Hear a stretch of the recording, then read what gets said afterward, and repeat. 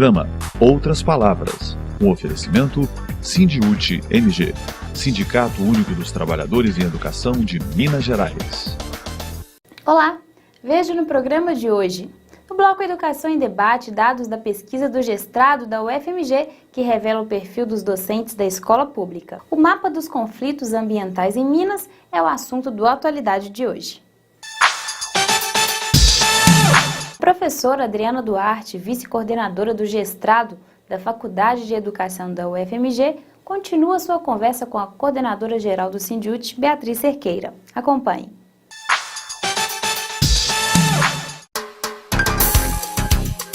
Educação em Debate. Continuamos a conversa com a professora Adriana, ela é da Faculdade de Educação da UFMG e também vice-coordenadora do Gestrado, um grupo que coordenou nacionalmente uma pesquisa sobre trabalho docente no Brasil. Ela apresentou dados muito significativos sobre o país e sobre Minas Gerais. Identificamos, através dessa pesquisa, diversos problemas que a nossa categoria enfrenta e que é fundamental que a sociedade perceba, porque sozinhos nós não vamos conseguir mudar a realidade da educação no nosso país. Adriana, qual a relação entre remuneração e carreira e qualidade na educação? Existe essa relação? Sim, lógico que existe. Se a gente pegar todos os documentos da educação, partindo da Constituição Federal de 88, para fazer um corte, a gente vai ver que se fala em valorização docente. Valorização, como que essa valorização ela aparece nos documentos? Salário, piso salarial, carreira e formação. Então, são três pilares que aparecem quando se fala de valorização docente. E se fala de valorização docente, relaciona essa valorização com qualidade. Se a gente pegar os nossos documentos, a gente não precisa sair dos documentos. Se a gente pegar os nossos documentos, a gente vai ver que esses documentos relacionam essas questões de carreira e salário com qualidade. E é lógico que tem que estar relacionado, porque o professor ele precisa de condições de trabalho para fazer um trabalho de qualidade. A gente vê muito mais essa política de resultado e de responsabilização, culpando individualmente o professor pelos resultados e falando de qualidade sem prestar atenção nas condições de trabalho. Se o professor precisa ter mais de um emprego, porque nas condições de trabalho, as relações de emprego estão colocadas. Quando eu falo em condições de trabalho, eu estou pensando desde a edificação, as condições materiais que o professor tem, os equipamentos que ele tem disponíveis, e aí na área da educação, e estou pensando também nas condições de emprego, que é carreira e salário. Então, o professor precisa da carreira e precisa do salário. Se um professor, e quase 50% dos professores mineiros, por exemplo, eu mostrei aqui, tem dois vínculos, eles precisam sair de um trabalho para chegar em outro trabalho, eles precisam, e as condições muitas vezes para eles fazerem isso é precária, a gente vê os professores correndo, almoçando no transporte coletivo, não almoçando, para poder chegar no horário, porque às vezes as escolas são muito longe uma das outras. Então, essa condição do professor, o professor precisava ter, como professor da educação superior, dedicação exclusiva, um salário digno, dedicação exclusiva, uma escola com condições de funcionamento, com equipamento, com material. Então, o salário e a carreira, elas são fundamentais nesse processo. O professor aumenta muito o número de alunos. Nós perguntamos aos professores o que ele achava que era necessário para melhorar as condições de trabalho. Nós demos a eles uma lista de opções. E ele vai dizer, a primeira que todos eles escolheram foi melhores condições de salário. A segunda, o número de alunos em sala de aula. Porque as salas estão lotadas. Então, eles vão dizer, nós precisamos de melhores salários, precisamos de um número menor de alunos em sala de aula. Eu tenho até esse percentual aqui. Deixa eu ver se está aqui fácil. Isso, 76% querem receber melhor remuneração e relaciona isso à qualidade do trabalho. 57% reduziram o número de alunos por turma e 51% receber maior capacitação para as atividades que exercem. A gente percebe que hoje você tem uma política maior de capacitação que ficou anos sem ter coberto uma capacitação que seja uma formação continuada como política pública. E não o professor individualmente buscar a sua formação, juntar os seus diplomas que têm informações muitas vezes duvidosas para para subir na carreira, como foi política muitas vezes de vários estados, né? Uma responsabilização individual do professor pela sua formação. Mas a carreira e o salário, elas são fundamentais. O professor precisa ter um salário digno para poder ter condições melhores de trabalho. Faz parte das condições de trabalho. Não podemos retirar isso das condições de trabalho. Não é ele sozinho, mas ele é um ponto extremamente importante, né, nessa qualidade. Vamos voltar para Minas Gerais. A partir de 2003, com o choque de gestão, o governo do estado instituiu o acordo de resultados, institucionalizando a responsabilização pelo resultado, né, do processo de ensino-aprendizagem para o professor e para a escola. É um modelo aí gerencial, né, dentro da escola. É esse o caminho, Adriana? É a responsabilização individual do professor, da escola? É essa forma de medir a qualidade na educação? Bom, eu não concordo com essa forma de medir a qualidade na educação. Eu acho que eles vêm adotando a lógica de mercado, né, uma lógica de responsabilização, que está sendo internalizada pelos professores. Isso é muito sério. A gente viu aqui que 79% dos professores se considera responsável pela classificação da escola onde ele trabalha nas avaliações feitas pelo governo federal. 50% eles se consideram mais cobrados em relação aos resultados que os alunos obtêm nessas avaliações. E a gente pergunta a eles quem que os cobra mais. E a gente viu e nos assustou essa resposta, porque a maioria considera que eles próprios são os responsáveis. Então, a gente vê que está tendo uma autorresponsabilização. A responsabilização é tão forte do Estado, nos mecanismos que ele utiliza pelo professor, que ele está incorporando essa responsabilização e está se sentindo culpado pelo processo de avaliação dos seus alunos, né? 80% se sentem constrangidos a mudar a forma de trabalho em razão da política de resultados e 71% forçados a dominar novas práticas, novos saberes, novas competências para poder responder a essa política de resultados. É uma política que tem sido utilizada, é uma política que o Brasil copia de outros países, né? Os Estados Unidos têm essa política, né? Fez essa política durante muitos anos, e as próprias pessoas que defendiam essas políticas de responsabilização de resultado da forma que a gente adota no estado de Minas Gerais, fazem essa crítica dizendo que a educação e a qualidade da educação não muda a partir dessas políticas, né? Desconhece os processos e centra no resultado.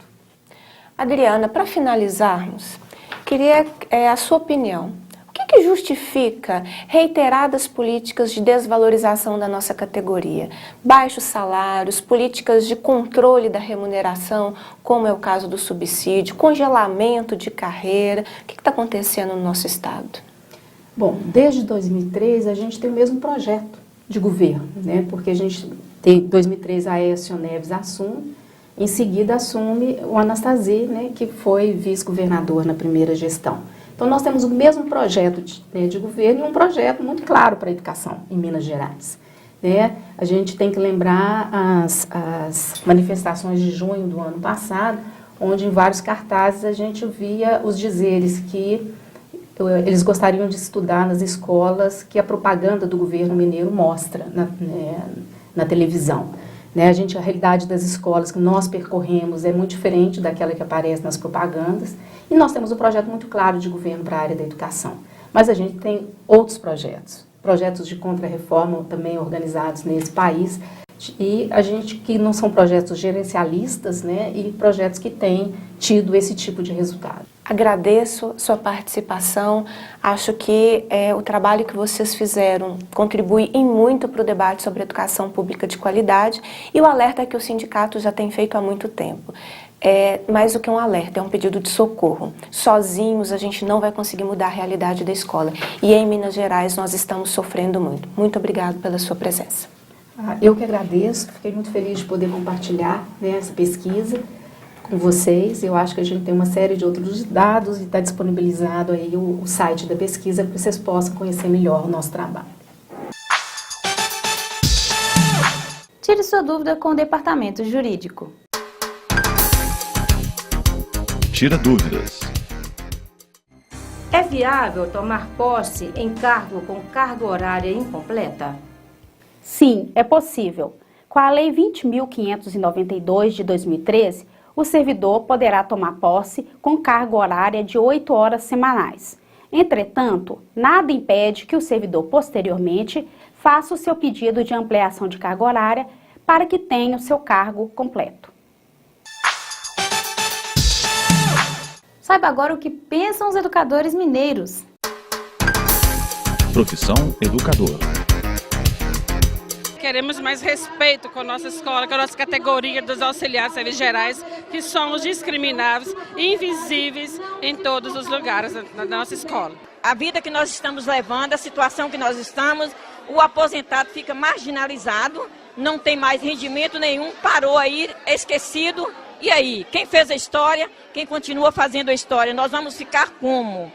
Eu valorizo demais quem está na ativa, mas também gostaria de ser valorizada como eu já parei, mas eu já prestei o meu serviço e tenho consciência que foi o melhor possível. A professora Ana Flávia Moreira Santos, do Grupo de Estudos em Temáticas Ambientais da UFMG, fala dos conflitos ambientais em Minas. Atualidade. Em 2014 foi lançado em Minas Gerais o Observatório dos Conflitos Ambientais, uma iniciativa envolvendo algumas universidades, principalmente a UFMG. Hoje aqui no estúdio estou com a professora Ana Flávia Santos, ela é do GESTA, que é o Grupo de Estudos sobre Temáticas Ambientais. Professora, conflitos ambientais é meio genérico. Que tipo de conflitos são esses que esse grupo de estudos atua aqui em Minas Gerais? Bom, na verdade, quando a gente fala em conflitos ambientais, a gente fala em conflitos entre grupos e lógicas distintas de apropriação, de percepção, de relação com o mundo material, com o território, com os recursos, né? E, na verdade, esses conflitos, eles envolvem são vários tipos de... Então envolve empresas e governos? Envolve empresas, governos, populações, locais. Muitas vezes, diante de formas de apropriação dos recursos e do território, que são formas excludentes, digamos assim, concentradoras, né? E que, de certa forma, a sua prevalência ameaça ou, muitas vezes, inviabiliza a convivência de outros grupos, outras lógicas. Agora, pelo que eu vi consultando o site na internet do Observatório, a maioria dos conflitos cadastrados pelo Observatório aqui em Minas se refere a conflitos relacionados ao uso da água. Não necessariamente. Na verdade, o mapa, ele atualmente, eu acho que ele recobre, né? Digamos assim, ele tem uma base de cerca de 500 fichas. Que foram estudados. Que foram estudados, mas, na verdade, o mapa é muito mais, ele não é quantitativo. Então, esse número não representa efetivamente, esse número, assim, a base. Né? Inclusive, na verdade, já devem haver mais casos, porque o mapa, na verdade, é uma pesquisa, né, que vem sendo desenvolvida desde 2007, contou com atualização, com a realização de oficinas, então esse número aumentou. Então, assim, ele não pretende representar todos os conflitos, né? Mas ele representa conflitos, casos que a equipe considerou que são casos emblemáticos. Dentre esses, eu acho que a gente poderia destacar, por exemplo, a questão da mineração, a expansão da fronteira minerária aqui no estado de Minas Gerais, a questão das hidrelétricas, né, em várias bacias. No norte de Minas, uma questão que aparece com muita frequência é a questão da criação de unidades de conservação em territórios ocupados por povos e comunidades tradicionais. E quando se cria essas unidades, essas populações, comunidades são desalojadas, precisam ser reassentadas? Justamente porque essas unidades muitas vezes são criadas de forma bastante arbitrária, sem estudos, né? E elas incidem sobre áreas que são mais preservadas, e são mais preservadas justamente pela presença histórica de uma população que tem uma outra lógica de relação com a natureza. Agora, na pesquisa que vocês promoveram e naquelas também que estão em curso, como é que é a mediação desses conflitos? É a justiça que faz a mediação, é o Ministério Público, ou isso é um grande problema, não tem mediação? Olha, na verdade, o que a gente vê hoje no estado de Minas Gerais, eu tomo isso, por exemplo, há 2 pesquisas hoje em curso no GESTA, que são sobre grandes casos de empreendimentos minerários, né? E o que a gente vê, na verdade, nesses casos é, digamos assim, a falência do Estado no que diz respeito à efetiva fiscalização e mesmo uma avaliação acerca da viabilidade socioambiental dos empreendimentos. Ou seja, antes do empreendimento, naquela antes do empreendimento, se avaliar, exato. se concede a licença, não concede. Exatamente, quer dizer, o licenciamento ambiental, que seria o instrumento através do qual esse juízo é feito, ele está completamente esvaziado. Não, a licença prévia não reflete mais, na verdade, um verdadeiro juízo de viabilidade socioambiental. E por que ela não reflete isso? É falta de estrutura do Estado, falta de fiscais, por exemplo, como você colocou, ou é falta de uma política mais transparente, das pessoas serem ouvidas nesses processos? Acho que as 2 coisas. É falta de uma política mais transparente, quer dizer, os mecanismos participativos também estão esvaziados, né? Então, a população não é efetivamente ouvida nesses processos e não se tem mais no licenciamento um fórum de discussão real dos problemas, né? Para você ter uma ideia, o licenciamento prévio do mineroduto, do empreendimento Minas Rio, sim, não o mineroduto, na verdade, a cava e a exploração mineral. Isso.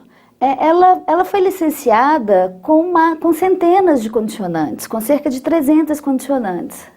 Isso implica, na verdade, que as insuficiências eram tantas que efetivamente você não poderia ter licenciado. Correto. Professora, nosso tempo está se esgotando, vamos voltar a esse assunto no próximo programa. Eu agradeço aí pela sua audiência, até o próximo.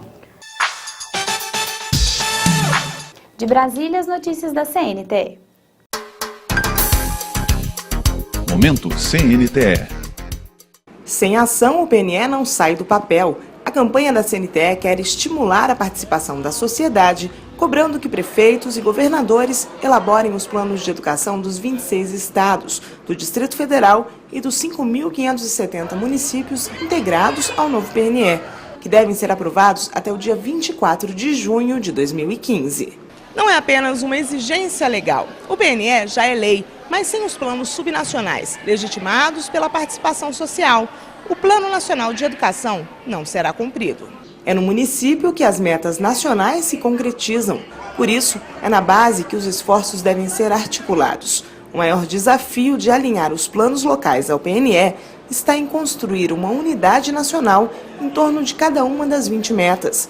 Para a CNTE, a solução está na democratização do debate, envolvendo pais e alunos na elaboração de políticas educacionais. Tem o hábito de construir os planos estaduais e municipais de educação dentro de 4 paredes e daí enviar para a Câmara Legislativa. Nós queremos que seja um amplo processo de debate com toda a comunidade escolar, com toda a sociedade civil interessada em discutir um plano de educação no município ou mesmo no estado, para depois se resulte numa lei para o Legislativo e lá também continua o processo de debate com os deputados, com os vereadores e com toda a sociedade. Divulgue a campanha. Nas redes sociais, use a hashtag Ação pelo PNE e participe desse processo de construção de uma educação de qualidade para o Brasil. No momento, CUT Minas acompanha as principais lutas dos trabalhadores em defesa de seus direitos. Momento CUT Minas.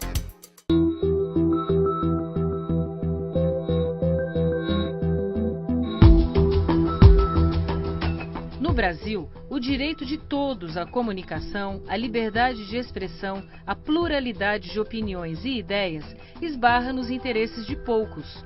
São só os grandes conglomerados da mídia, algumas famílias, que controlam canais de televisão, rádios e jornais. Emissoras regidas pela lógica do negócio, que utilizam a concessão pública para garantir apenas verba publicitária e impor padrões.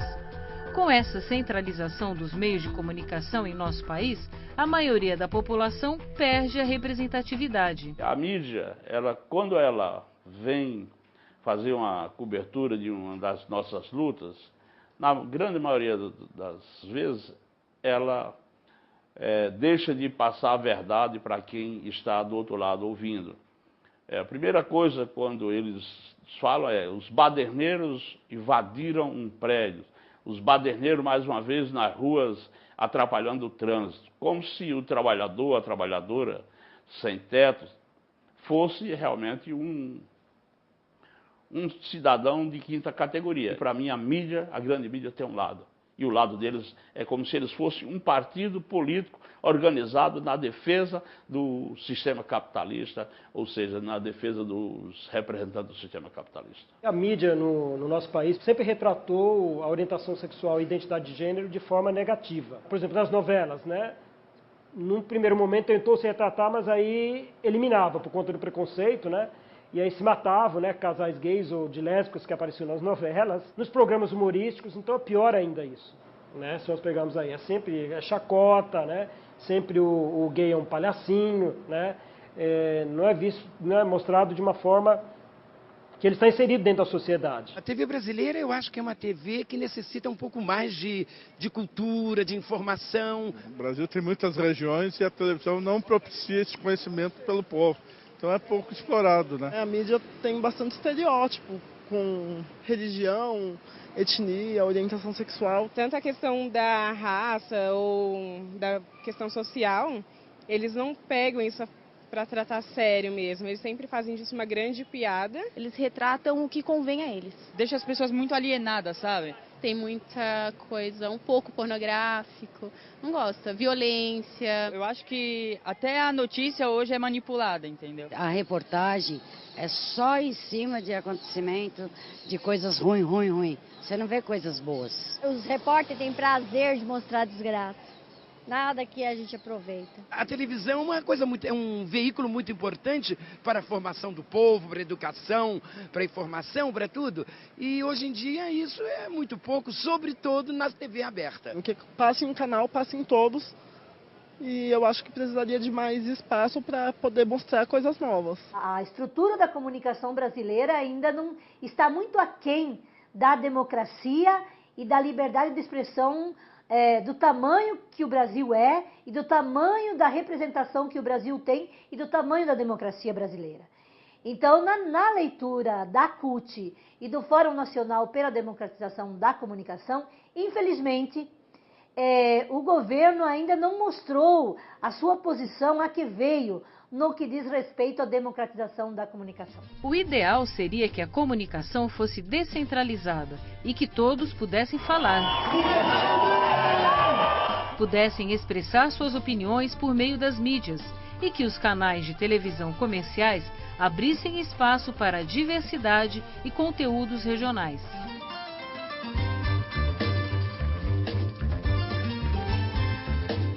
A situação é mesmo preocupante, tanto que o Fórum Nacional pela Democratização da Comunicação fez um levantamento sobre o assunto. O estudo Donos da Mídia mostra que o Brasil possui mais de 9 mil veículos de comunicação, porém, só 4 grandes grupos têm o controle de diferentes mídias. E como essa mídia dominante manipula a população contra os movimentos sociais, né, distorcendo o que é o caráter das nossas lutas, é por isso que nós precisamos construir meios alternativos de comunicação. E é o que nós estamos fazendo aqui a duras penas, lutando todos os dias para garantir não só os recursos humanos, mas os recursos, sobretudo financeiros, para poder sustentar esse projeto, que não é tarefa de um sindicato só. É uma tarefa do conjunto da CUT, dos sindicatos da base da CUT, dos movimentos sociais em geral. Outro exemplo da luta pela democratização da comunicação é o projeto da CUT, que inclui a Rádio CUT, transmitida via web, com conteúdo distribuído a emissoras de todo o país, a TV web, as mídias sociais como Twitter, Facebook, YouTube e o portal Mundo do Trabalho. Nós temos que fazer os nossos próprios meios. Eu acho que esse é um caminho. E eu acho que a CUT está de parabéns nesse sentido. Fortalecer os nossos próprios instrumentos. Os movimentos sociais organizados também se esforçam para garantir a democratização da comunicação no Brasil. O Código Brasileiro de Telecomunicações tem mais de 50 anos. Isso significa levantar o debate, causar sensibilização sobre esse tema e poder gerar uma pressão sobre o poder público, sobre o governo, sobre o Congresso, para que tomem a decisão de alteração da lei atual, que é de 1962, e que nada garante de pluralismo, de diversidade, de liberdade de expressão para todos.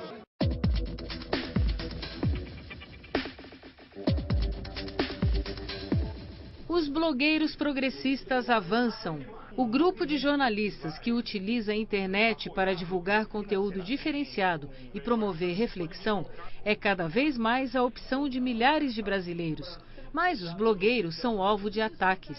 A gente hoje está disputando num campo totalmente controlado pelo adversário. Os juízes, não estou dizendo do judiciário, mas os juízes são do adversário, os bandeirinhas são do adversário. O nosso gol é um pouquinho maior que o deles. A gente está num campo muito desigual. Até algum tempo atrás falavam que era quarto poder. Eu estou chegando à conclusão de que é o segundo Estado. É bom para a sociedade, mas eu acho que é bom até para a própria mídia convencional, que tenha vozes dissonantes, né? Assim, a democracia precisa disso. O país anda para frente, é melhor, assim, não tem condições da gente morar num país onde toda a mídia tem uma mesma visão de pensamento, uma mesma linha política, uma linha social. É necessário uma maior pluralidade, uma diversidade, e eles não estão acostumados com isso. Você pode dizer que milhões e milhões de brasileiros hoje estão calados. Eles não podem se comunicar. Eles são apenas receptores de informações dadas por meia dúzia de famílias e alguns monopólios midiáticos. Como enfrentar isso?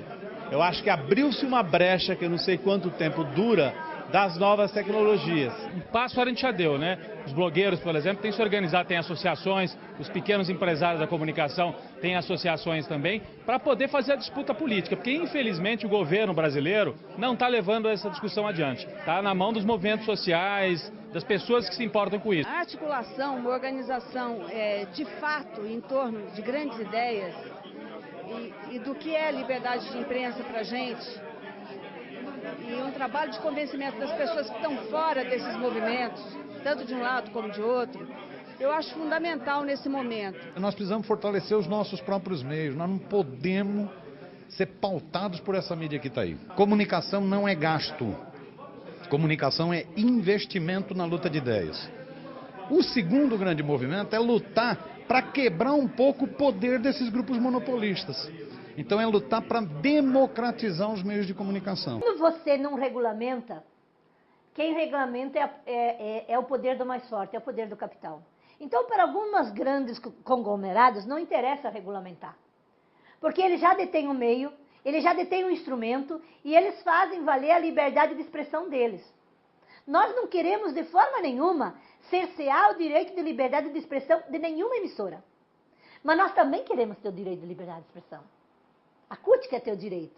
O Movimento Sem Terra quer ter o direito de liberdade de expressão. Nós temos a clareza da importância que a comunicação é um direito. É um direito dos brasileiros e das brasileiras. Por isso é um bem público, por isso tem que se tornar uma política pública. E aí, por isso, nós precisamos fazer todo esse debate de qual comunicação nós queremos para esse Brasil. Mas também nós temos a clareza que o movimento sindical tem que construir a sua rede de comunicação. Tem que construir a sua estrutura de comunicação. E para isso, a CUT precisa ter proposta. Para isso, a CUT precisa construir rede. Para isso, a CUT precisa articular.